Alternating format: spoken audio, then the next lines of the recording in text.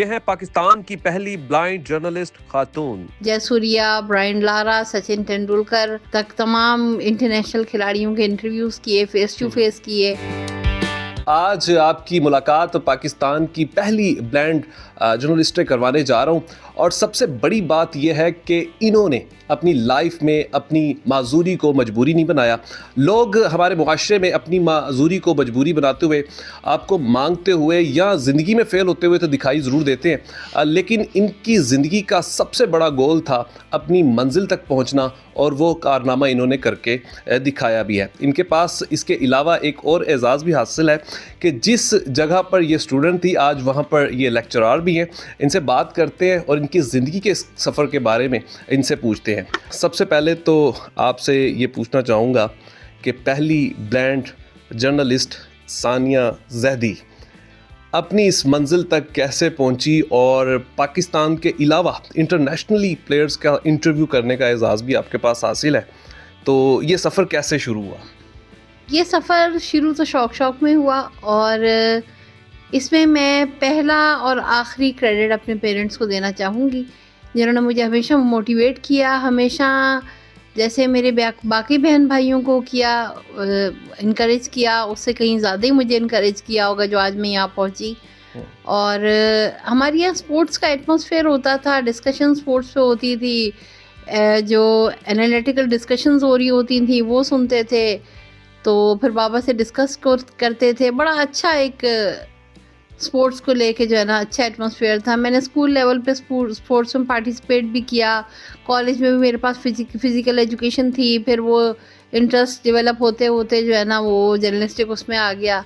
और फिर मैंने जयसूर्या, ब्रायन लारा, सचिन तेंदुलकर तक तमाम इंटरनेशनल खिलाड़ियों के इंटरव्यूज़ किए, फेस टू फेस किए, जो कि उनके लिए भी एक सरप्राइजिंग वो था कि इतनी करेज करना और यहाँ तक पहुँचना और आके उनका इंटरव्यू करना और पूरी नॉलेज के साथ इंटरव्यू करना, वो एक अल्लाह ताला की बहुत बड़ी ब्लेसिंग है।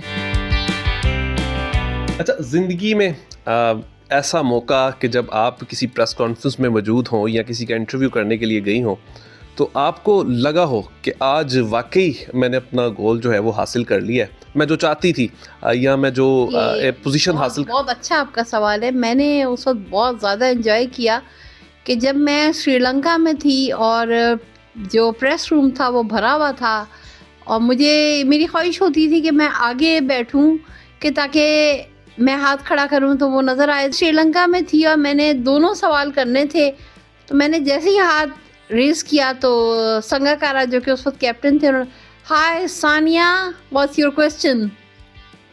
तो उस वक्त मुझे सक्सेस का एहसास हुआ कि वाकई आज मैंने कामयाबी हासिल कर ली।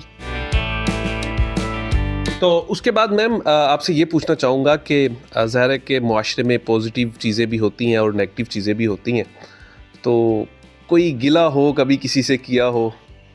गिला तो ऐसा नहीं है, थोड़ा सा ये होता है कि बंदा शेयर कर लेता है, कैथारसिस हो जाता है।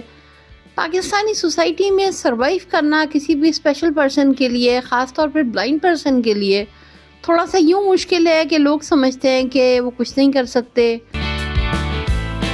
अच्छा मैम, आप जिस यूनिवर्सिटी में लेक्चरार हैं, कभी आप स्टूडेंट थी जी, और जब वही टीचर्स आज आपके कुलीग हों तो क्या जज्बात होते हैं, क्या फीलिंग्स होती हैं? अल्लाह का लाख लाख शुक्र है, ये इज़्ज़त अल्लाह ताला ने अता की है। इंसान के बेसिकली बस में होता ना तो वो दूसरे इंसान को किसी भी सूरत अकोमोडेट ना करता, लेकिन क्योंकि ये कुल इख्तियार अल्लाह ताला का है, इसलिए आप वहीं पे स्टूडेंट होते हो, उसके बाद वहीं पे आप उनके कुलीग होते हो। अभी हम देख रहे थे कि बहुत से स्टूडेंट्स अभी भी आपके पास घर पे आए हुए हैं जो आपसे बच्चों की तरह मोहब्बत करते हैं, तो ये एक सिस्टम शुरू से ही चलता आ रहा है? बिल्कुल बिल्कुल, फर्स्ट डे जी।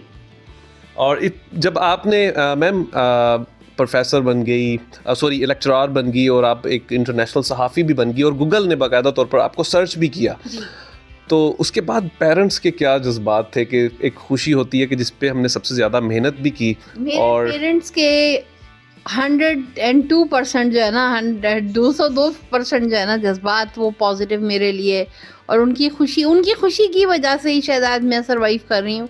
मैम वो लोग जो अपनी माजूरी को मजबूरी बनाते हैं, उनके लिए क्या मैसेज है? पहले मैं 2-3 मैसेजेस सोसाइटी के लिए देना चाहूँगी, बड़े शॉर्ट। एक मैसेज तो मेरा ये है कि आपने अक्सर सुना होगा कि वैलेंटाइन डे है, मदर्स डे है, फादर्स डे है, तो इन डेज़ के ऊपर क्या होता है कि शॉपिंग मॉल्स में डिस्काउंट्स लगते हैं। जी।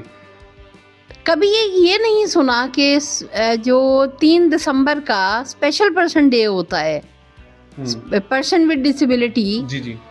या वाइट कैन डे होता है 15 अक्टूबर को, उन पे किसी मॉल में कोई डिस्काउंट्स नहीं लगते। क्यों? लगने चाहिए ना। लगने चाहिए।